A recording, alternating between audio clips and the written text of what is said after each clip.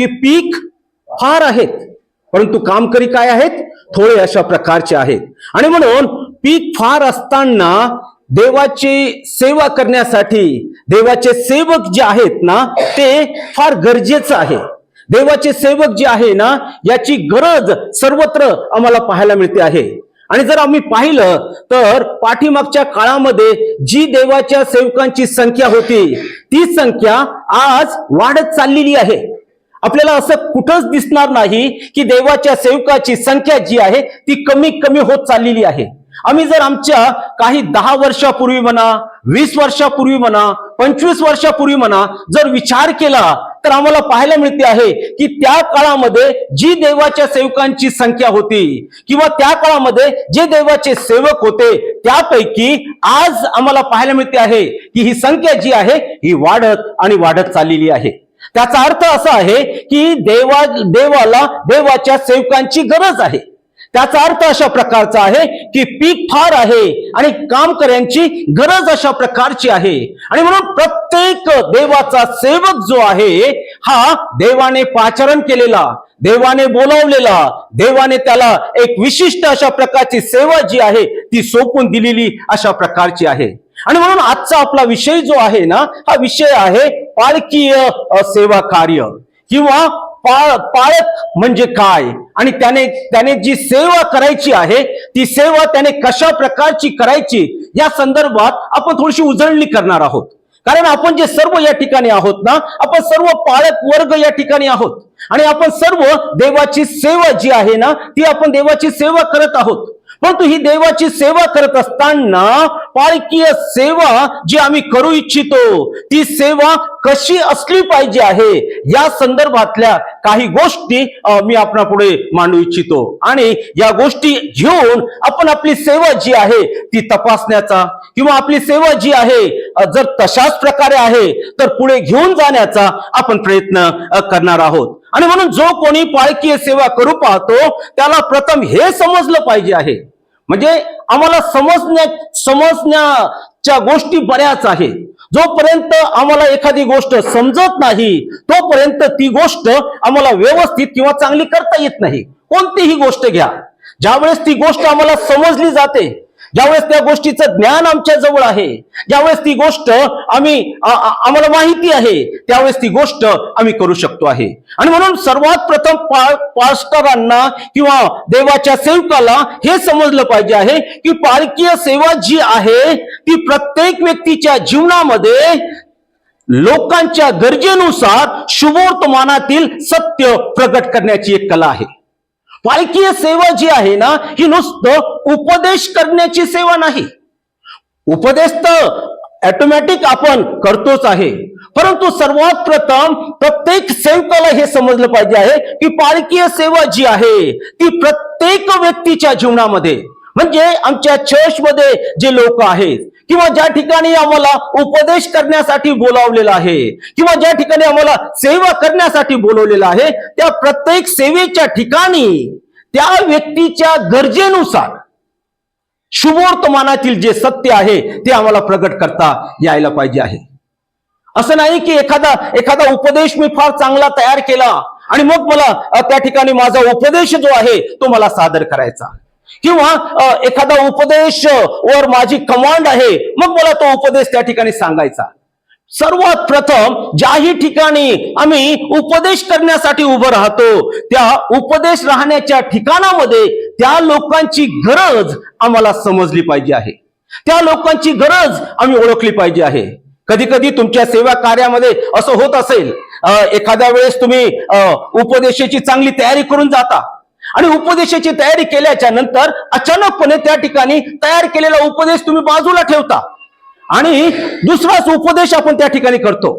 त्याचा अर्थ हा आहे की त्या ठिकाणी तुम्हाला पवित्र आत्म्याने चालवून त्या लोकांची गरज, त्या लोकांना कशाचं मार्गदर्शन पाहिजे आहे हे तुम्हाला दाखवून त्या वचनात तुम्हाला चालवलेलं आहे.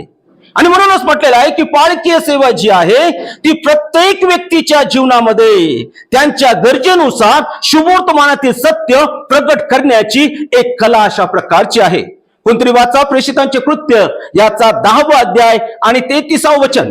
कोणीतरी वाचा प्रेषितांचे कृत्य याचा 8वा अध्याय 29वे वचन. या वचनांमध्ये जर आम्ही पाहिलं तर आम्हाला पाहायला मिळते आहे की ज्याला कोणाला सेवा करायची होती त्या सेवेच्या संदर्भात त्यांना मार्गदर्शन करण्यात आलेलं आहे आणि तशा प्रकारे त्या ठिकाणी जाऊन त्यांनी सेवा केलेली आहे. जर आम्ही मत्ती प्रेषितांचे कृत्य याचा 8वा अध्याय 29वे वचन जर वाचलं तर त्या ठिकाणी आपल्याला पाहायला मिळते की फिलिपाला पवित्र आत्म्याने म्हणा किंवा देवाच्या सामर्थ्याने म्हणा त्याला मार्गदर्शन करण्यात आलेलं आहे की जा हफशिशन नावाचा जो एक विसम आहे तो आपल्या रथामध्ये चाललेला आहे, त्याचा रथ तू गाठ आणि त्याला जाऊन तू मार्गदर्शन कर. आता त्या ठिकाणी आपल्याला पाहायला मिळते आहे की हा हफशिशन जो होता तो एशियाचा ग्रंथ जो आहे तो त्या ठिकाणी वाचत होता. परंतु तो वाचत असताना देखील तो काय वाचतो आहे, कशाच्या बद्दल वाचतो आहे हे नेमकं त्याला कळत नव्हतं. आणि म्हणून देवाच्या आत्म्याने आम्हाला पाहायला मिळतं की फिलिपाला सांगितलं की तू त्या ठिकाणी जा आणि त्याला तू मदत कर, त्याला तो जे काही वाचतो आहे ते त्याला समजून दे. आणि हीच गोष्ट आमच्या पालखी सेवेमध्ये आम्हाला पाहायला मिळते आहे. आमच्या मंडळीमध्ये देवाचे वचन वाचणारे लोक आहेत, परंतु असंही काही वचन आहे की जे ते वाचतात परंतु त्यांना समजत नाही. असंही काही वचन आहे की जे वाचतात परंतु ते त्यांना आकलन होत नाही आणि त्यांना ते समजून सांगण्यासाठी देवाने कोणाला निवडलेलं आहे? देवाच्या सेवकांना निवडलेलं आहे, देवाने पालखांना निवडलेलं आहे. कारण आम्हाला पाहायला मिळते की कधी कधी वचन जे आहे हे प्लेन आहे, समजण्यास सोपं अशा प्रकारचं आहे. आणि मग जर ते प्लेन असतं, समजण्यास सोपं अशा प्रकारचं असतं तर प्रत्येक व्यक्तीने आपापल्या घरी देवाचं वचन ऐकलं असतं आणि ते देवामध्ये वाढले असते. परंतु असं नाही. देवाचं वचन जे आहे कधी कधी आम्हाला पाहायला मिळते की त्यांना समजून सांगणारा पाहिजे आहे. या ठिकाणी हफशिशन त्याला म्हणतोय की मला कोणीतरी समजून सांगल्याशिवाय मला कसं काय समजेल. आणि म्हणून देवाने आम्हाला जे देवाचे लेकरं आहेत जे ते वाचतात त्यांना समजून सांगण्याची जबाबदारी देवाने आमच्यावर दिलेली आहे. आणि प्रेषितांच्या कृत्याचा 10वा अध्याय 33व्या वचनामध्ये देखील तेच पाहायला मिळते आहे. पेत्र जो आहे ना हा एका ठिकाणी बसलेला आहे आणि कर्नेलियस जो आहे त्याला दृष्टांत झालेला आहे की देवाचा सेवक एक या ठिकाणी आहे, त्याला जाऊन तू बोलून आण. आणि मग आपल्याला पाहायला मिळते की तो कोणीतरी माणसं त्या ठिकाणी पाठवतो आणि त्याला बोलून आणतो. आणि मग तो काय म्हणतोय त्या ठिकाणी, जे काही देवबापाने आपल्याला सांगितलेलं आहे ते तुम्ही आता आम्हाला काय करा सांगा. वाचा बरं कोणीतरी प्रेषितांच्या कृत्याचा 10वा अध्याय आणि 33वे वचन. म्हणून मी आपल्याकडे माणसांना तात्काळ पाठविले, आपण आला हे बरे केले. तर आता प्रभूने जे काही आपल्याला आज्ञा दिली आहे ते ऐकावे, म्हणून आम्ही सर्वजण येथे देवासमोर हजर आहोत. हो. आणि 34वे वचन. तेव्हा पेत्राने बोलण्यास आरंभ केला. या ठिकाणी आम्हाला पाहायला मिळते आहे की देवाने जे सांगितलेलं आहे तुमच्या मनाचं किंवा आपल्या मनाचं आपल्याला सांगायचं नाही. आपल्याला जे काही सांगायचं आहे ते सर्व कोणाचं सांगायचं आहे? देवाच्या मनाचं. आम्हाला जे काही सांगायचं आहे, जे देवाने आम्हाला सुचवलेलं आहे, जे देवाने आम्हाला सांगितलेलं आहे तेच आम्हाला सांगायचं आहे. देवाचा सेवक जो आहे तो देवाने जे सांगितलेलं आहे, देवाने जे मार्गदर्शन केलेलं आहे, देवाची जी इच्छा आहे ते प्रगट करण्याचं काम देवाने त्या सेवकांवर सोपवलेलं आहे. आणि म्हणूनच म्हटलेलं आहे की पालखी सेवा जी आहे ती प्रत्येक व्यक्तीच्या जीवनामध्ये त्याच्या गरजेनुसार शुभवर्तमानातील सत्य प्रगट करण्याची एक कला आहे. इतकंच केवळ नव्हे तर दुसरं असं आम्हाला पाहायला मिळत आहे की पालखी सेवा जी आहे ती केवळ कार्यक्रम आखणे नव्हे तर प्रत्यक्षात केलेलं काम आहे. आम्हाला माहित आहे की पुष्कळसं पालखी सेवेचं कार्य जे आहे ना ते आम्हाला कागदावर लिहिलेलं अशा प्रकारचं दिसते. आणि कधी कधी आम्हाला पाहायला मिळते आहे की ज्या कुठं आम्ही काम करतो, कदाचित ज्या संस्थेमध्ये आम्ही काम करतो ना अशा संस्थेमध्ये पुष्कळदा संस्थेला तुम्ही काय करता याचं घेणं देणं नसते. पुष्कळदा संस्थेला काय पाहिजे असते? रिपोर्ट पाहिजे असतात. पुष्कळदा संस्थेला काय पाहिजे असते? तुमच्या चर्चमध्ये काय चाललेलं आहे त्याची माहिती पाहिजे असते. आणि मग कधी कधी आम्हाला पाहायला मिळते आहे की रिपोर्टच्या साठी कधी कधी आम्ही काही गोष्टी ज्या आहेत कागदावर त्यांना देत अशा प्रकारचं असतो. परंतु या ठिकाणी आम्हाला पाहायला मिळते आहे की पालखी सेवा जी आहे ती केवळ कार्यक्रम आखणे नव्हे तर प्रत्यक्षात केलेलं काम आहे. म्हणजे आम्ही जे आखतो, आम्ही जे प्लॅनिंग करतो, ती प्लॅनिंग आम्हाला प्रत्यक्षात केली पाहिजे आहे. आणि त्या प्लॅनिंग नुसार आम्ही आमचे सर्व काम जे आहेत, आमची सेवा जी आहे ती करायला अशी पाहिजे आहे. पुढे असं म्हटलेलं आहे की पालकीय सेवा जी आहे ही केवळ कागदोपत्री ज्ञान नसून जिवंत संबंध अशा प्रकारचा आहे. आम्हाला पाहायला मिळते आहे की दुसऱ्या विषयाचं जर आम्ही पाहिलं तर ते काय आहे, कागदोपत्री ज्ञान आहे. ते काय आहे, माहिती गोळा करणं अशा प्रकारचं आहे. परंतु पालकीय सेवा जी आहे ही त्याच्यापेक्षा वेगळी किंवा त्याच्यापेक्षा भिन्न अशा प्रकारची आहे. आणि म्हणून पालकीय सेवा जी आहे ही जिवंत संबंध अशा प्रकारचा आहे. कारण जे वचन आम्ही सांगतो, जी सेवा आम्ही करतो, हे वचनच मुळात जिवंत अशा प्रकारचं आहे. या वचनामध्येच मुळात जीव अशा प्रकारचा आहे. आणि म्हणूनच म्हटलेलं आहे की पालकीय सेवा जी आहे ही कागदोपत्री ज्ञान नसून जिवंत संबंध अशा प्रकारचा आहे. यामध्ये पाळक आणि मंडळी, सभासद आणि मंडळी, देव आणि पाळक यांच्या संबंधावर जास्त जोर दिलेला अशा प्रकारचा आहे. आणि प्रेषितांचे कृत्य याचा 11वा अध्याय आणि 26वा वचन आम्हाला पाहायला मिळते आहे की त्या ठिकाणी मिळून अभ्यास जो आहे तो केला जायचा.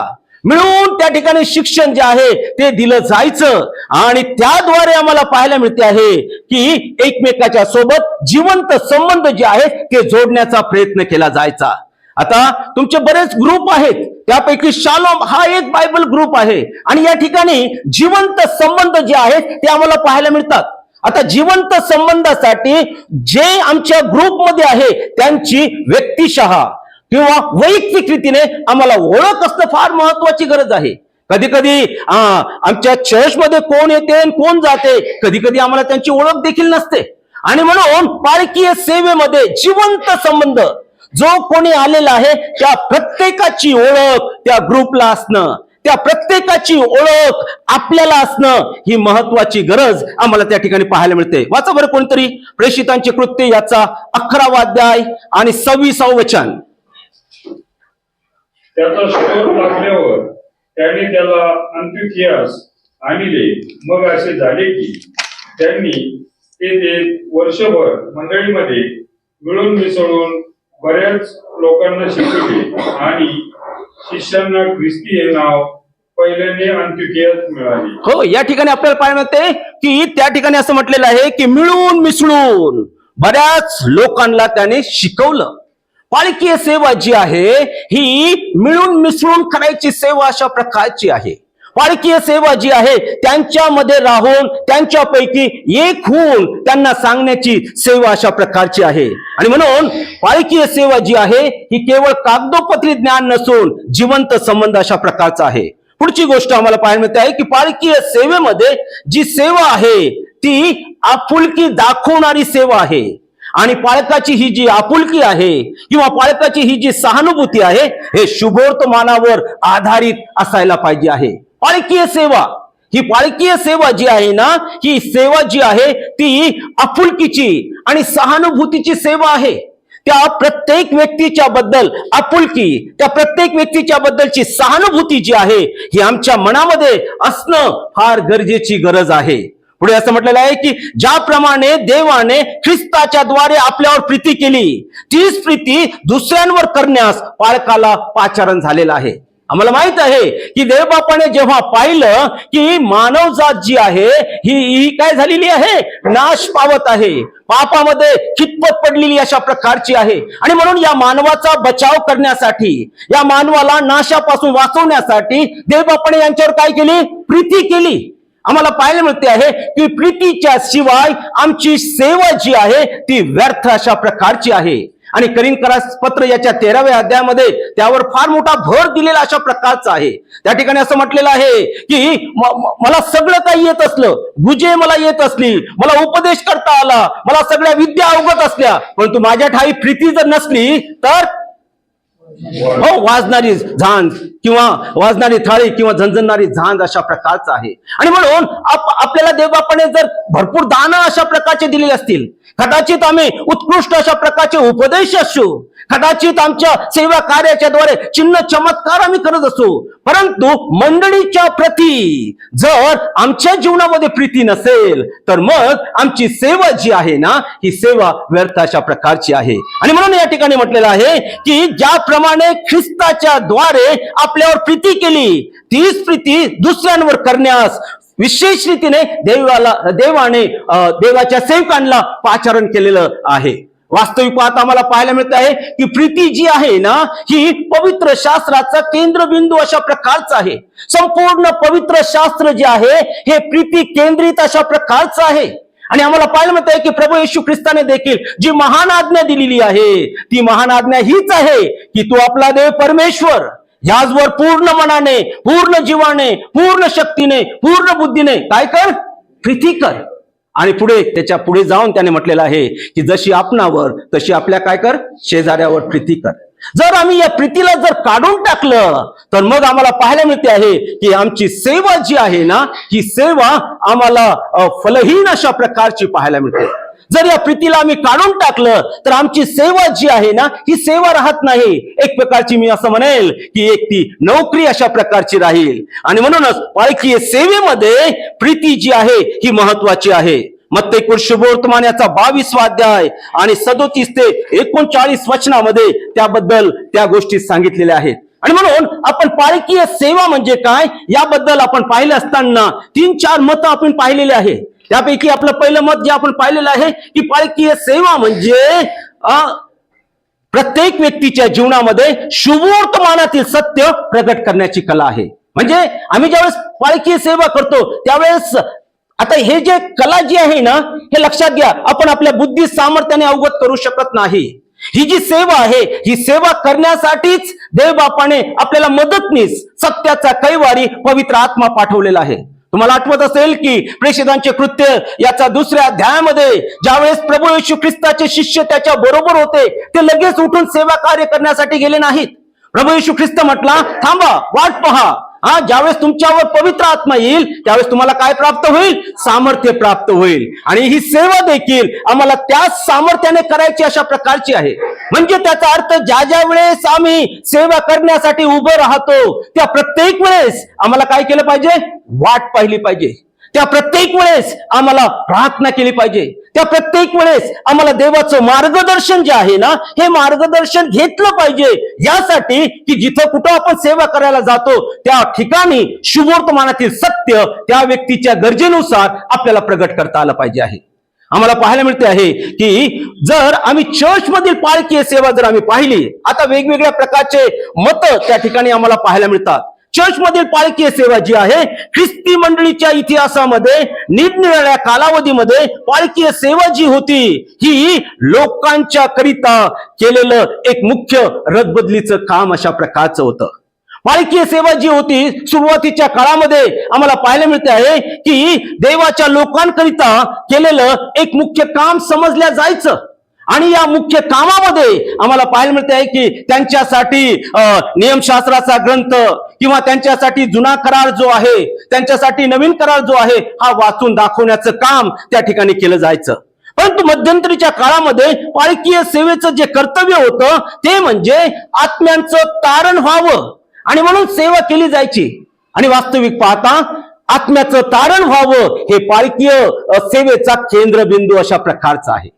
जी पालकीय सेवा आम्ही करतो, या पालकीय सेवेमध्ये ज्यांचं तारण झालेलं नाही त्यांचं तारण होणं, त्यांना देवाच्या बद्दलचं ज्ञान होणं ही एक पहिली सर्वात महत्वाची गरज आहे.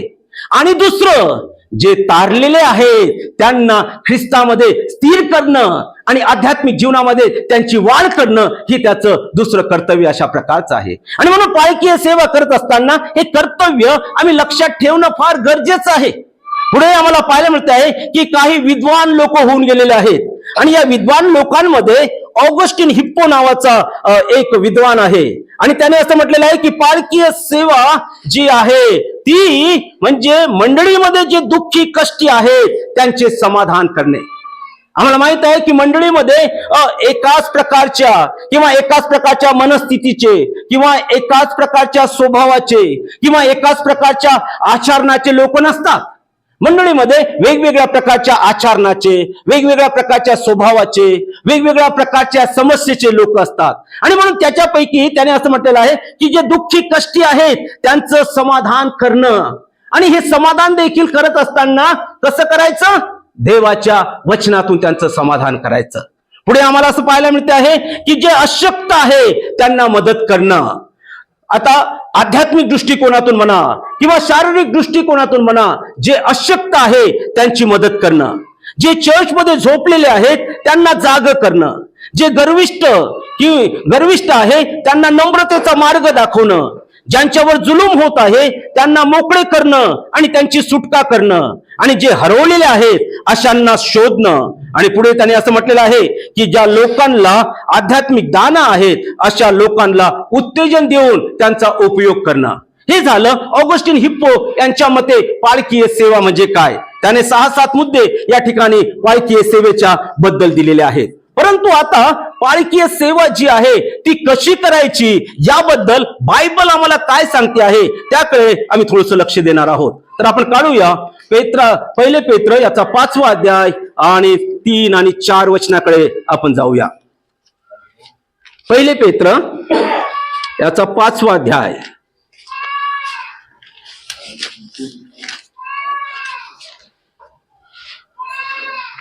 वाचा, कोणीतरी सापडला असेल तर.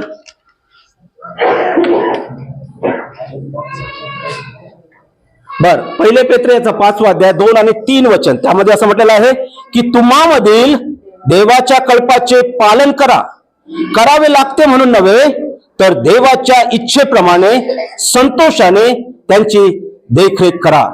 द्रव्य लोभाने नव्हे तर उत्सुकतेने करा. तुमच्या हाती सोपवलेल्या लोकांवर धनीपण करणारे असे नव्हे, तर कल्पाला चित्ते व्हा. या ठिकाणी आम्हाला पाहायला मिळते आहे की यामध्ये पालकीय सेवा कशा प्रकारची आम्ही केली पाहिजे आहे त्याचं मार्गदर्शन जे आहे या ठिकाणी आम्हाला प्रेषित पेत्र जो आहे तो आम्हाला या ठिकाणी करतो आहे. आणि तो म्हणतो आहे की जी सेवा आम्हाला दिलेली आहे ती करायची म्हणून करायची नाही, तर आम्हाला देवाकडून प्राप्त झालेली आहे आणि म्हणून जबाबदारीने करायची.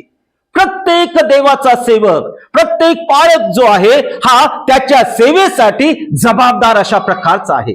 आणि म्हणून पालकीय सेवा जी आहे ना ही आम्हाला जबाबदारीने केली पाहिजे.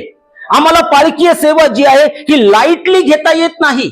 पालकीय सेवा जी आहे ना ही सेवा सोपी जरी नसली तरी ती करण्यासाठी देवबाप आमचं सहाय्य आणि मदत करणारा आहे.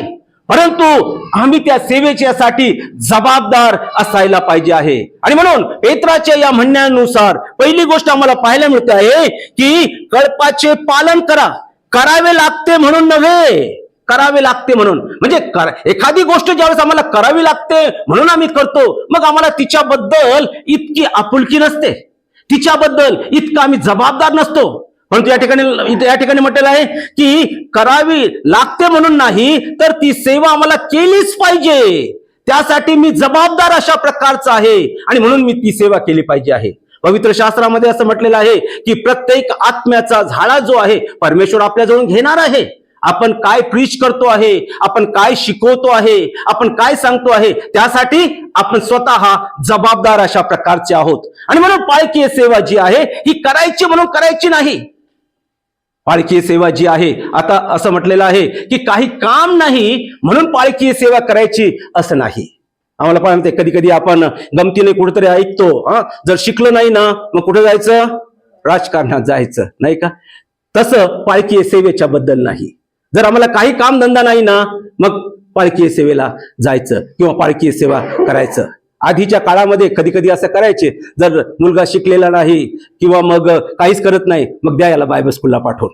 पण देवबापाची फार मोठी कृपा त्या ठिकाणी राहायची की बायबल स्कूलला आलेल्या त्यालाही देवबाप बनवायचा आणि तयार करून त्याला सेवेसाठी पाठवायचा. त्या ठिकाणी काही लोक जे आहेत किंवा काही विद्यार्थी जे आहेत आम्हाला आठवतात की बायबल स्कूलला आल्याच्या नंतर त्यांचं तारण व्हायचं आणि उत्कृष्ट रीतीने देवाची सेवा जी आहे ती देवाची सेवा ते करायचे आणि आज देखील करत अशा प्रकारचे आहेत. आणि म्हणून पालकीय सेवा जी आहे ही जबाबदारीने केलेली सेवा अशा प्रकारची आहे. पुढे काय म्हटलेलं आहे की तुम्हाला करावं लागते म्हणून नव्हे तर देवाच्या इच्छेप्रमाणे संतोषाने त्यांची काय करा, देखरेख करा, त्यांची देखभाल अशा प्रकारची करा. या ठिकाणी पालकीय सेवा जी आहे आम्हाला त्यांना चारण्याचं, त्यांचं पालन पोषण करण्याचं महत्वाचं काम या ठिकाणी देवबापाने आमच्यावर सोपवलेलं आहे. आणि म्हणून जे कळपामध्ये आहे त्यांना खाऊ घालणं, जे कळपामध्ये आहे त्यांचा पुरवठा करणं ही आमची सर्वात महत्वाची जबाबदारी आहे.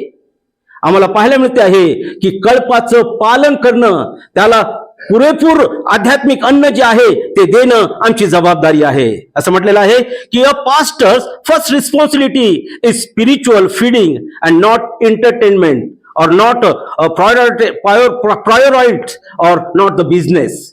म्हणजे पालकीय सेवा जी आहे ना, ही पालकीय सेवा एंटरटेन करायची सेवा नाही.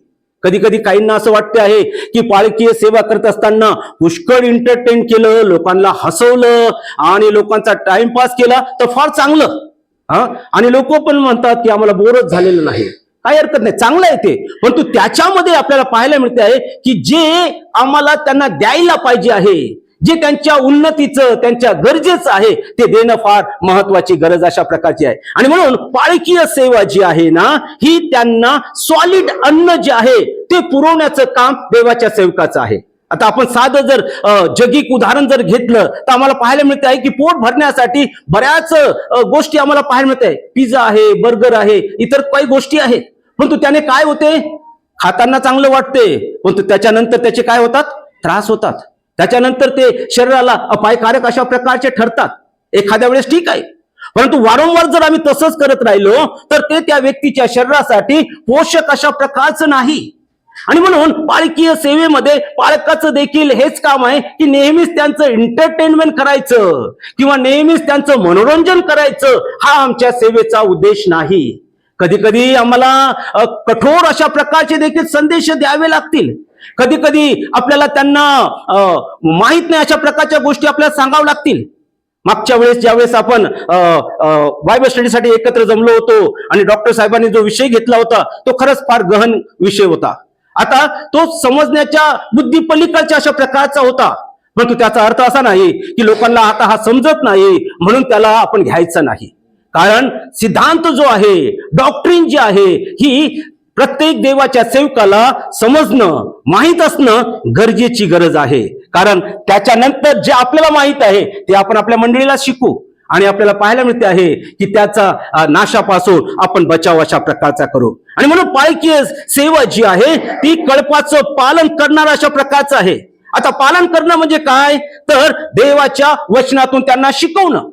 पालन करणं म्हणजे काय, तर जे सिद्धांत आहे ते सिद्धांत फार महत्वाचे आहे. काही काही लोक असं म्हणतात, theology is not needed today because it will not save the soul, only we need a prayer and preaching and all other things. पण तुम्हाला सांगू द्या की थिओलॉजी जी आहे यावरच आधारित देवाचं वचन किंवा देवाची सेवा अशा प्रकारची आहे. आणि म्हणून ते थिओलॉजी जी आहे, ईश्वर परिज्ञान शास्त्र जे आहे, सिद्धांत जे आहे ते आम्हाला माहीत असायला पाहिजे. कारण आजच्या काळामध्ये आम्हाला पाहायला मिळते आहे की बरेच खोटे शिक्षण देणारे जे आहेत ते उठलेले आहेत. आम्हाला पाहायला मिळते की बऱ्याच खोट्या शिकवणी ज्या आहेत ते देत अशा प्रकारच्या आहेत. परंतु जर आम्हाला आमचा सिद्धांत माहीत असला तर मग आपल्याला माहीत आहे की खोट्या शिक्षणापासून आपण त्यांचा बचाव करू शकतो. आणि म्हणून पालकाला किंवा देवाच्या सेवकाला सिद्धांत जे आहे ते माहीत असले पाहिजे आहे. पालकीय सेवा मध्ये पालन करणं म्हणजे काय, तर ताकीद देणं देखील आहे. पालकीय सेवेमध्ये त्यांचं पालन करणं म्हणजे काय, तर त्यांची सुधारणूक करणं अशा प्रकारची आहे. आणि इतकंच केवळ नव्हे तर आध्यात्मिक दृष्टिकोनातून मार्गदर्शन करून त्यांचं संरक्षण करणं अशा प्रकारचं आहे. आणि म्हणून पालकीय सेवा जी आहे ही पेत्राच्या मते जर आम्ही पाहिलं तर एक जबाबदारीचं काम आहे जे आम्हाला आमच्या मेंढरांची घ्यायची आहे. एक जबाबदारीचं काम आहे जे त्यांना आध्यात्मिक दृष्ट्या गरजेचं आहे, आध्यात्मिक दृष्ट्या त्यांच्यासाठी उपयोगाचं आहे. ते देवाच्या वचनातून आम्हाला त्याला देणं गरजेचं अशा प्रकारचं आहे. आणि इतकंच केवळ नव्हे तर पालकीय सेवा जी आहे ती आमच्या स्वार्थासाठी करायची नसून देवाच्या राज्याच्या वाढीसाठी करायची आहे. पालकीय सेवेमध्ये आम्हाला पाहायला मिळते, पुढे काय म्हटलेलं आहे त्याने, देवाच्या इच्छेप्रमाणे संतोषाने त्यांची देखभाल करा. पालकीय सेवा जी आहे ही स्वार्थाने करायची नाही, तर देवाच्या राज्याच्या वाढीसाठी देवाच्या इच्छेप्रमाणे ते आम्हाला करायची अशा प्रकारची आहे. पालकीय सेवेमध्ये देवाच्या इच्छेप्रमाणे आणि संतोषाने करणं फार महत्वाचं अशा प्रकारचं आहे. जर आम्ही देवाच्या इच्छेप्रमाणे आणि संतोषाने जर आम्ही करत नाही तर कधी कधी त्याचे परिणाम देखील आम्हाला भोगावे लागतात. आणि म्हणून जे देवाने सांगितलेलं आहे त्याप्रमाणे करणं फार महत्वाची गरज आहे. तुम्हाला आठवत असेल, देवबापाने योनाला एक खास संदेश देऊन एका खास ठिकाणी पाठवलेलं होतं. देवाने काय म्हटलेलं होतं त्याला, की तू कुठं जा, निनिवे शहरामध्ये जा आणि त्यांना हा संदेश दे. परंतु योनाची मात्र वेगळीच एक योजना होती. योनाने मात्र एक वेगळंच त्याच्या मनामध्ये योजलेलं होतं. आणि आम्हाला पाहायला मिळते की योना जे देवाने सांगितलेलं नाही आम्हाला पाहायला मिळते आहे की ते करण्यासाठी त्यांनी निघाला नाही. आणि त्याचे परिणाम योनाच्या स्वतःच्या जीवनामध्ये संकट आलेत. त्याचे परिणाम त्याच्याबरोबर जे होते त्याच्या जीवनामध्ये परिणाम आले. दुसरी गोष्ट आम्हाला पाहायला मिळते आहे की देवबापाने शाऊल राजाला देखील निवडलेलं होतं, नाही का. जोपर्यंत त्याने देवाच्या मनाप्रमाणे केलं त्याप्रमाणे व्यवस्थित चाललं होतं. परंतु ज्यावेळेस देवाने त्याला सांगितलं त्याच्या विपरीत अशा प्रकारचं त्याने केलं त्यावेळेस देवाला अनुताप झाला त्याला राजा करण्याचा. आणि म्हणून देवाने त्याला काय केलेलं आहे, राजापणावरून झुगारून दिलेलं आहे. आणि म्हणून पालकीय सेवा जी आहे ना ती देवाच्या इच्छेप्रमाणे आणि देवाने सांगितल्याप्रमाणे करायला पाहिजे आहे. पालकीय सेवेमध्ये आम्हाला आमच्या स्वतःची भर नाही टाकता येत. पालकीय सेवेमध्ये आम्हाला जे योग्य वाटते ते नाही करता येत. पालकीय सेवेमध्ये आम्हाला तेच करता येते जे देवाने आम्हाला सांगितलेलं आहे. पालकीय सेवेमध्ये आम्हाला तेच करता येते ज्याने देवबाप संतुष्ट अशा प्रकारचा होईल. मग आम्हाला आवडो अगर न आवडो, पालकीय सेवा जी आहे ही देवाच्या इच्छेप्रमाणे आणि संतोषानेच करायची अशा प्रकारची आहे. इतकंच केवळ नव्हे तर पुढे जर आम्ही गेलो तर असं म्हटलंय, पालकीय सेवा जी आहे ही द्रव्य लोभाने नव्हे तर उत्सुकतेने करायची. द्रव्य लोभाने नव्हे. आम्हाला पाहायला मिळत आहे की पालकीय सेवेमध्ये द्रव्य लोभ जो आहे ना ही एक फार घातक गोष्ट अशा प्रकारची आहे. पवित्र शास्त्रामध्ये असं म्हटलेलं आहे की द्रव्याचा लोभ हा सर्व प्रकारच्या वाईटाचं मूळ आहे. आणि म्हणून पालकीय सेवा जी आहे ही द्रव्य लोभा व्यतिरिक्त आम्हाला करायची. त्याचा अर्थ असा नाही की आपण दान घ्यायचं नाही. त्याचा अर्थ असा नाही की आपण दशांश घ्यायचं नाही. त्याचा अर्थ असा नाही की आपण देण्यावर प्रीच करायचं नाही. परंतु आम्हाला पाहायला मिळते आहे की आमची जी पालकीय सेवा आहे ती आम्हाला काहीतरी मिळते किंवा काहीतरी मिळावं या उद्देशाने आम्ही करता कामा नये. आमचा उपदेश लोकांनी भरपूर द्यावं म्हणून नसावा, तर आमचा उपदेश जो आहे तो लोकांना देण्याचं महत्व किंवा देण्याची गरज किती आहे हे समजावं म्हणून करायचं. पुष्कळदा आपल्या सांगण्याचा कधी कधी दृष्टिकोन हा वेगळा असल्यामुळे संदेश पण वेगळा जातो आणि कधी कधी त्याचा परिणाम पण वेगळा अशा प्रकारचा होतो. आणि म्हणून मला भरपूर मिळावं या उद्देशाने जर आपण देण्यावर भर देतो तर पुष्कळदा आमचा उद्देश जो आहे तो चुकीचा आहे. परंतु देण्यावर आम्ही असा भर दिला पाहिजे आहे की देण्यामुळे त्यांना आशीर्वाद मिळतात. देण्यामुळे आम्हाला पाहायला मिळते आहे की देवबाप त्यांचं कल्याण करतो. म्हणजे देण्याचं महत्व जे आहे हे आम्हाला त्यांना शिकवायचं, जेणेकरून ते आनंदाने आम्हाला पाहायला मिळतात की जे देणं आहे ते देतात. आणि आम्हाला पाहिलं पाहिजे आहे की या ठिकाणी स्पष्ट त्याने म्हटलेलं आहे की द्रव्य लोभाने नव्हे तर उत्सुकतेने आम्हाला ही करायचं आहे. असं म्हटलेलं आहे की money is not evil but loving money is corrupting our ministry. आम्हाला माहित आहे की तुम्ही ऐकलं असेल पुष्कळच्या मिनिस्ट्री ज्या आहेत ना या पैशावर प्रेम केल्यामुळे करप्ट अशा प्रकारच्या झालेल्या आहेत. आम्ही काही काही गोष्टी आमच्या कानाने ऐकलेल्या आहे की फार सुंदर सेवा आहे, परंतु सेवेमध्ये काय आला, पैसा आला. सेवेमध्ये पैशावर प्रेम आलं आणि आम्हाला पाहायला मिळते की त्यांची मिनिस्ट्री जी आहे ती दूषित अशा प्रकारची झालेली आहे, करप्ट अशा प्रकारची झालेली आहे. पहिले तिमोथी याचा 6वा अध्याय आणि 10वं वचन इब्री लोकासपत्र याचा 13वा अध्याय आणि 5 वचन, या सगळ्या वचनांमध्ये हेच सांगितलेलं आहे की द्रव्याचा लोभ जो आहे हा सर्व प्रकारच्या वाईटाचं मूळ अशा प्रकारचं आहे.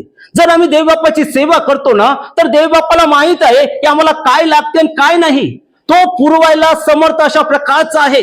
आम्ही जर पवित्र शास्त्राचा अभ्यास केला तर जे जे देवाचे सेवक आहे त्या देवाच्या सेवकाला देवाने कधीच भिकेस लागू दिलेलं नाही किंवा देवबापाने कधीच त्यांना कर्जात राहू दिलेलं नाही. साधं उदाहरण जर आम्ही पाहिलं तर एलियाचं उदाहरण आमच्या प्रत्येकाला ठाऊक आहे. दुष्काळाच्या परिस्थितीमध्ये देवबापाने या एलियाची कशी काळजी घेतली. कावळ्याच्या द्वारे त्याला अन्न पुरवलं. आणि इतकंच केवळ नव्हे तर सारपत येथील जी एक विधवा होती तिच्याद्वारे देखील देवबापाने एलियाची काळजी घेतली. आणि इतकंच केवळ नव्हे तर देवबापाने तिची देखील काळजी त्या ठिकाणी घेतलेली आम्हाला पाहायला मिळते आहे. आणि म्हणून आपण चिंता करायची नाही, आपण आपल्या स्वतःच्या बद्दल चिंता करायची नाही. मत्तयाच्या शुभवर्तमानामध्ये फार सुंदर सांगितलेलं आहे की आकाशातील पक्ष्यांकडे पहा, ते कधी कापत नाही किंवा पेरत नाही, तरी तुमचा स्वर्गीय पिता त्यांना पुरवून देतो. हे जे वचन आहेत ना, हे वचन आमच्या जीवनामध्ये आम्हाला खरे करून दाखवायचे आहेत.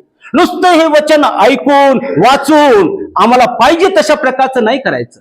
तर हे वचन ऐकून त्यावर आम्हाला तशा प्रकारचा भरोसा ठेवायचा आहे, त्यावर तशा प्रकारे आम्हाला भिस्त ठेवायची आहे. आणि देवबाप प्रत्येक गोष्ट जी आहे ती आम्हाला पुरवून देतो. याचे तुमचे पण अनुभव असतील आणि माझ्या पण जीवनामध्ये देवबापाने बऱ्याच अशा प्रकारचे अनुभव जे आहे ते दिलेले अशा प्रकारचे आहे. ज्यावेळेस आपण मनापासून सेवा करतो ना, त्यावेळेस आपल्याला मागायची गरज पडत नाही. उलट आपल्याला असं म्हणावं लागते आहे की राहू द्या, असू द्या, कारण देवबापाने तशा प्रकारे वातावरण जे आहे ते लोकांच्या जीवनामध्ये केलेलं आम्हाला पाहायला मिळते. परंतु आमची सेवा जी आहे ही द्रव्य वाचून किंवा पैशाच्या मोहा वाचून असायला पाहिजे आहे. ज्यावेळेस आम्ही ते करतो त्यावेळेस देवबाप आम्हाला आशीर्वादित अशा प्रकारचं करतो आहे.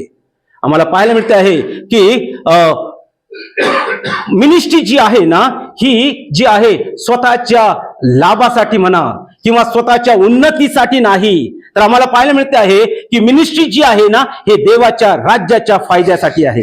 असं म्हटलेलं आहे की स्वतःच्या फायद्यासाठी सेवा करायची नाही, तर देवाच्या राज्याचा फायदा व्हावा यासाठी आम्हाला सेवा करायची अशा प्रकारची आहे. आणि म्हणून पालखी सेवेमध्ये पेत्राने जे हे मार्गदर्शन केलेलं आहे ते फार महत्वाचं अशा प्रकारचं आहे. आणि पुढे तो असं म्हणतो आहे की तुमच्या हाती सोपवलेल्या लोकांवर धनी पण करणारे असे नव्हे, तर कळपाला कित्ते अशा प्रकारचे व्हा. आम्हाला पाहायला मिळत आहे की पालखी सेवा जी आहे ना, ही शब्दाने नव्हे तर आम्ही कृतीने करायला पाहिजे आहे. A pastor must lead by example. Pastor's life has to be impact in God's people tremendously. आणि मग जे काही आपण प्रीच करतो ना, ते आमच्या लिहिण्यातून आमच्या जगण्यातून दिसलं पाहिजे आहे, आमच्या वागण्यातून दिसलं पाहिजे आहे. कदाचित मंडळीचे लोक आमच्या समोर बोलणार नाहीत, परंतु आमच्या पाठीमागे मात्र आमची चर्चा करतात की आम्ही काय बोलतो आणि कशा प्रकारचं जीवन जगतो. आणि म्हणून महान पुढारी किंवा पालखी सेवा जी आहे ही खूप छान उपदेश करण्यामध्ये नाही. पालखी सेवा जी आहे ना, ही कशामध्ये आहे, तर जे आम्ही प्रीच करतो ना त्याच्यामध्ये आहे. मग एखाद्या वेळेस तुम्हाला छान प्रीच करता आलं नाही तरी चालेल.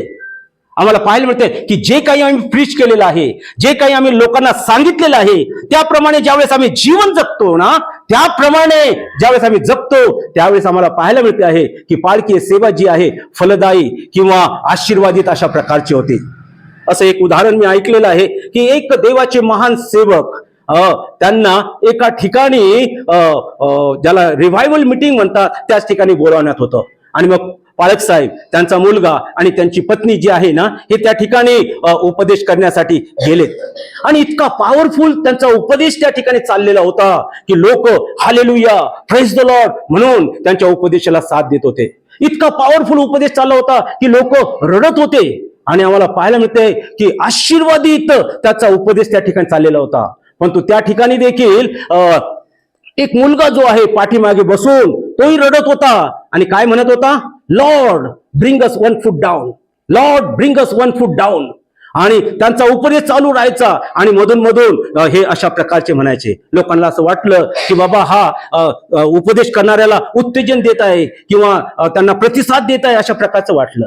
आणि उपदेश झाल्याच्या नंतर एक व्यक्ती त्यांना भेटली आणि म्हटलं, बाळा तू का असं म्हणत होता की लॉर्ड 1 फूट डाऊन 1 फूट डाऊन? तर त्यांनी सांगितलं की जे उपदेश करत होते ना ते माझे वडील आहेत आणि घरामध्ये कसे वागतात ना हे मला माहित आहे. आणि म्हणून मी म्हणत होतो की देवा डोक्यातून नको तर हृदयातून हा संदेश येऊ दे. देवा डोक्यातून नको तर हृदयातून हा संदेश येऊ दे. आणि म्हणून प्रियांनो, आमची जी सेवा आहे ही सेवा शब्दाने नव्हे तर आमच्या कृतीतून दिसणारी पाहिजे आहे. ज्यावेळेस आमची कृती तशा प्रकारची असते आम्हाला पाहायला मिळते आहे की देवबाप महान रीतीने आमचा उपयोग जो आहे तो करून घेतो. जर आम्ही आधीच्या काळामध्ये जे प्रभू येशू ख्रिस्ताचे शिष्य होते त्यांच्याबद्दल आणि त्यांच्या सेवेबद्दल जर आम्ही पाहिलं तर आम्हाला पाहायला मिळते आहे की ते कमी बोललेत, परंतु त्यांचं आचरण जे आहे ना ते आचरण आम्हाला पाहायला मिळते आहे की त्यांच्या बोलण्याप्रमाणे अशा प्रकारचं होतं. काही वेळेस तर देवाच्या सेवकाला बोलायची गरज देखील पडलेली नाही. त्यांचं उभं राहणं, त्यांची सावली पडणं त्या ठिकाणी सेवेचं माध्यम अशा प्रकारचं झालेलं आम्हाला पाहायला मिळते आहे. आणि म्हणून पालकीय सेवा जी आहे ना ही पालकीय सेवा आम्हाला पाहायला मिळते आहे की शब्दाने नव्हे तर आमच्या कृतीतून दिसणारी अशा प्रकारची असायला पाहिजे आहे. आणि म्हणून ही पालकीय सेवा ही साधीसुधी सेवा नाही, ही फार महत्वाची आणि जबाबदारीची सेवा आहे.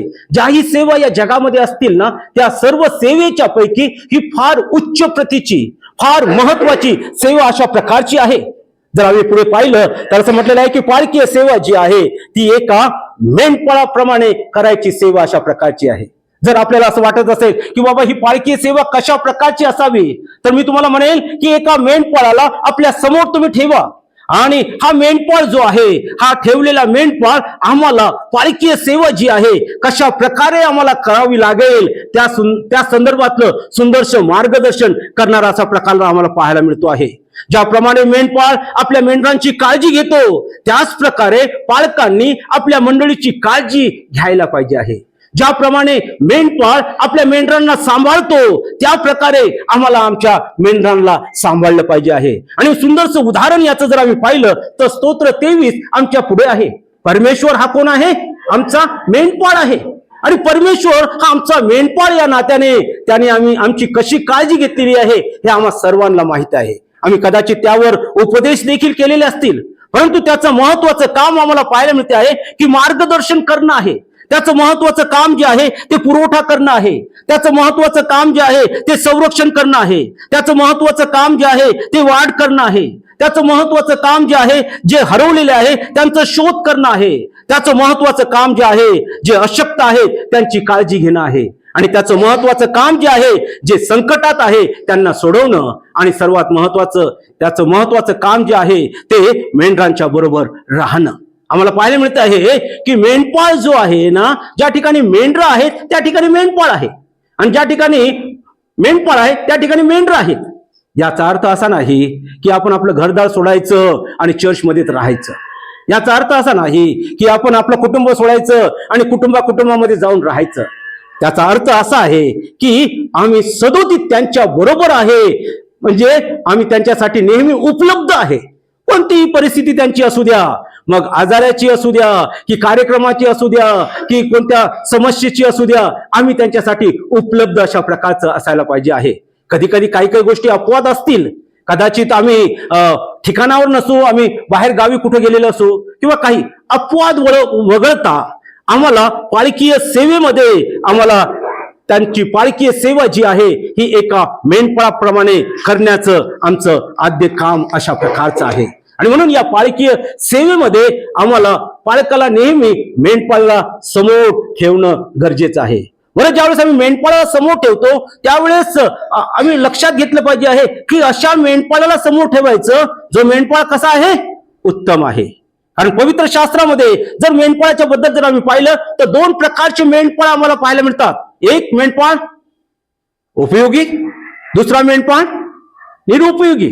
जर आम्ही एहेजकेलचा 34वा अध्याय वाचला तर त्या ठिकाणी आम्हाला पाहायला मिळते की निरुपयोगी मेंढपाळाच्या बद्दल त्या ठिकाणी सांगितलेलं आहे. एहेजकेलचं पुस्तक याचा 34वा अध्याय 2 ते 7 वचनं या ठिकाणी जर आम्ही पाहिलं तर त्या ठिकाणी मेंढपाळ, निरुपयोगी मेंढपाळ किंवा जे जबाबदारीने आपलं काम करत नाही अशा मेंढपाळांच्या बद्दल सांगितलेलं आहे. वाचा कोणीतरी एहेजकेलचं पुस्तक याचा 34वा अध्याय आणि 2 ते 7 वचनं. मानवपुत्रा, इस्रायलाच्या मेंढपाळाविरुद्ध संदेश देऊन त्यास सांग, प्रभू परमेश्वर असे म्हणतो, जे इस्रायलाचे मेंढपाळ आपणच चरतात त्यात धिक्कार असो. मेंढपाळांनी कळपाला चारावे की नाही? तुम्ही मेंढरांचे मांदे खाता, त्यांच्या लोकरीची वस्त्रे वापरता, त्यातले रक्त पाहून कापिता, परंतु कळपाला चारित नाही. तुम्ही निर्बलास बलवान करीत नाही, रोग्यास बरे करीत नाही, घायाळांचे घाय बांधित नाही, घालून दिलेल्यास परत आणीत नाही, हरवलेल्यास शोधित नाही. तर तुम्ही त्यास सक्तीने व कडकपणे सत्ता चालवता. त्यास कोणी मेंढपाळ नसल्यामुळे त्यांची दाणादाण झाली.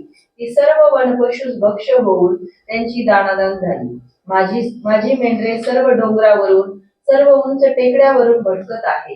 देशभर माझी मेंढरे उपलब्ध आहे, ज्यांची कोणाला शुद्धी नाही, कोणी त्या शोधित नाही. यास्तव मेंढपाळ हो, तुम्ही परमेश्वराचे वचन ऐका. हो, या ठिकाणी स्पष्ट रीतीने सांगितलेलं आहे की ज्यांना देवाने मेंढपाळ म्हणून नेमलेलं आहे, त्यांनी मेंढपाळ म्हणून त्यांची जबाबदारी म्हणा किंवा त्यांचं काम जे आहे ते केलेलं नाही.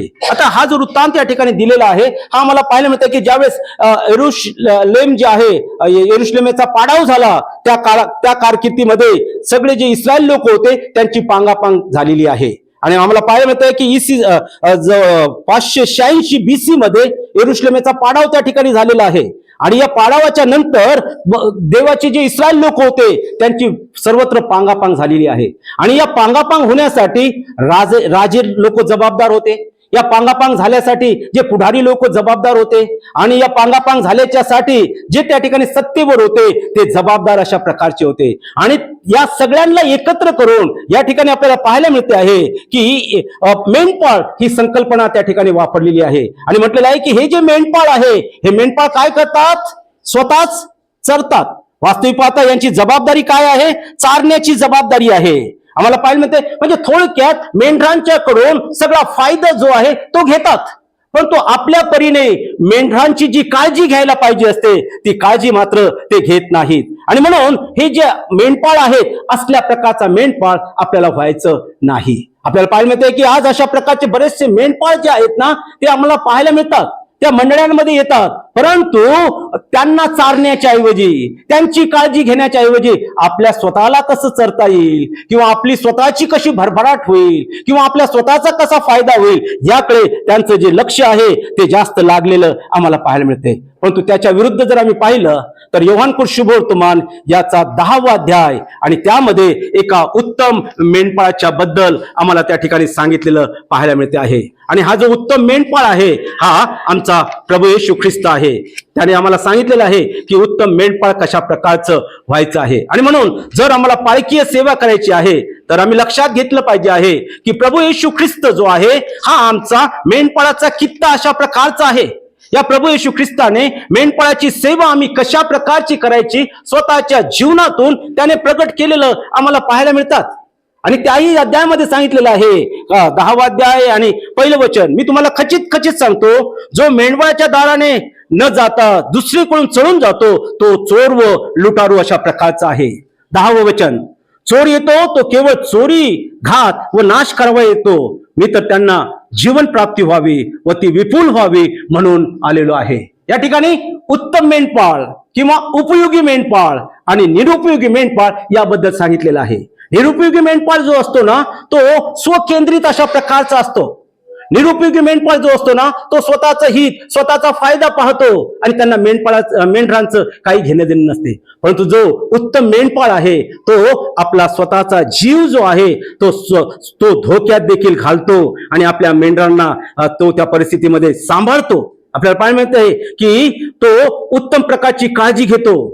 मेंढरा करता आपला जीव धोक्यात घालतो. संकट समयी तो पळून न जाता ज्या ठिकाणी ते संकटात आहे त्या ठिकाणी तो जातो. आणि म्हणून प्रभू येशू ख्रिस्त जो आहे हा आपल्या सगळ्या मेंढपाळांचा उत्तम मेंढपाळ आणि आमच्यासाठी कित्ता अशा प्रकारचा आहे. जर आम्हाला मेंढपाळ व्हायचं असेल तर प्रभू येशू ख्रिस्ताच्या शिवाय आमचं कोणीच त्यासारखं मार्गदर्शन करत नाही. आणि म्हणून प्रभू येशू ख्रिस्ताला उत्तम मेंढपाळ म्हटलेलं आहे, जो आपल्या मेंढराकरता आपला प्राण देतो. प्रभू येशू ख्रिस्ताला उत्तम मेंढपाळ म्हटलेलं आहे, जो आम्हाला पाहायला मिळते आहे की त्यांच्या कठीण परिस्थितीमध्ये त्यांच्यामध्ये तो धावत जातो आणि त्यांचं तो सहाय्य करतो आहे. प्रभू येशू ख्रिस्ताच्या बद्दल जर आम्ही पाहिलं तर प्रभू येशू ख्रिस्त हा स्वर्गामध्ये होता आणि उत्तम मेंढपाळ होण्यासाठी ज्या त्याला लाभाच्या गोष्टी होत्या त्या त्याने सोडल्याच. फिलिप्पियस पत्र याचा 2रा अध्याय आणि आपल्याला पाहायला मिळते की 5 पासून पुढे जर आम्ही पाहिलं तर त्याचं रिक्तपण किंवा त्याचा लीन नम्रता त्या ठिकाणी आपल्याला पाहायला अशा प्रकारचा मिळतो. आणि म्हणून आपल्याला देखील उत्तम मेंढपाळ होण्यासाठी अतिशय लीन आणि नम्र, देवाला आवडेल अशा प्रकारचं जीवन जगावं लागेल. ज्या आपल्याला प्रिय वाटणाऱ्या गोष्टी आहेत त्याचा आम्हाला त्याग करावा लागेल आणि ख्रिस्ताला आवडेल अशा प्रकारचं त्यागमय जीवन आपल्याला जगावं लागेल. आणि म्हणूनच फिलिप्पियस पत्र याचा 1 अध्याय 21 वचनामध्ये पाऊल काय म्हणतो आहे की मी जगतो असं नाही, तर कोण जगतो आहे? ख्रिस्त जगतो आहे. होय, म्हणजे आमच्या जीवनामधून ख्रिस्त जो आहे ना हा दिसला पाहिजे आहे किंवा ख्रिस्ताला आम्ही प्रगट केलं पाहिजे आहे. प्रिय देवाच्या सेवकांनो, आम्हाला देवबापाने उत्तम मेंढपाळ होण्यासाठी बनवलेलं आहे. आम्ही निरुपयोगी मेंढपाळाच्या सारखं सेवा करता कामा नये. मेंढपाळावर मनोभावे प्रीती करणारे हे मेंढर देखील असतात आणि म्हणून ती गोष्ट देखील आम्ही त्यांना शिकवलेली पाहिजे आहे. परंतु ही गोष्ट आम्ही कशी शिकवणार? ज्यावेळेस आम्ही मेंढ्यांवर मनोभावे प्रीती करू त्यावेळेस उलट ती प्रीती पाहून ते आमच्यावर देखील काय करतील? प्रीती करतील. आणि म्हणून आमचं जीवन जे आहे हे कृतिशील जीवन असायला पाहिजे आहे. येशू ख्रिस्त उत्तम मेंढपाळ होऊ शकला कारण त्याने एकीने एकत्र असे काम केले. त्याने 12 शिष्य जे आहे त्यांना निवडलं आणि त्यांचा उपयोग जो आहे आपल्या सेवा कार्यामध्ये त्याने केलेला आम्हाला पाहायला मिळते आहे. एकी ही फार महत्वाची अशा प्रकारची आहे. देवाबरोबर आमची एकी असायला पाहिजे आहे, मंडळी बरोबर आमची एकी असायला पाहिजे आहे आणि इतकंच केवळ नव्हे तर सेवकांच्या बरोबर आमची एकी असायला पाहिजे आहे. इंग्लिशमध्ये जो पास्टर हा शब्द आहे PASTOR, याला एका देवाच्या सेवकाने असं म्हटलेलं आहे, P stand for prey and preach the gospel. म्हणजे पाळकाचं जे हे इंग्लिश मधलं जे नाव आहे याच्या एकेका नावाचा त्याने वेगवेगळा अर्थ लावण्याचा प्रयत्न केला जे पाळकाच्या लक्षात राहण्यासाठी मदत होईल आणि तशा प्रकारे जीवन जगण्यास कार्य होईल. तो असं म्हणतोय की P for prey and preach the gospel, म्हणजे P जी आहे हे प्रार्थना करणारा आणि शुभवर्तमान गाजवणारा देवाचा सेवक असायला पाहिजे आहे. दुसरं त्यामधलं अक्षर आहे ते आहे A, act as a God's ambassador, म्हणजे आम्ही देवाचे राजदूत आहोत, आम्ही देवाचे वकील आहोत अशा प्रमाणे आम्हाला वागलं पाहिजे आहे. यस असं आहे की seek to preach God and serve people as God serve them, म्हणजे देवाला खुश करून लोकांची सेवा करणारा पाळक असायला पाहिजे आहे.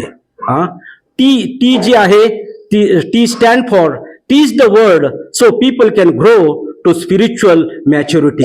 आम्हाला देवाचं वचन त्यांना असं शिकवलं पाहिजे आहे की ज्या देवाच्या वचनामध्ये ते वाढत अशा प्रकारचे जातील. आणि ओ जो आहे तो आहे obey the gods command and follow his instruction, म्हणजे आम्ही देवाच्या आज्ञा पाळून त्याच्या ज्या सूचना आहेत त्याचं आम्ही पालन करायला पाहिजे आहे. आणि शेवटचं आहे R, remember God's call and remain faithful to him.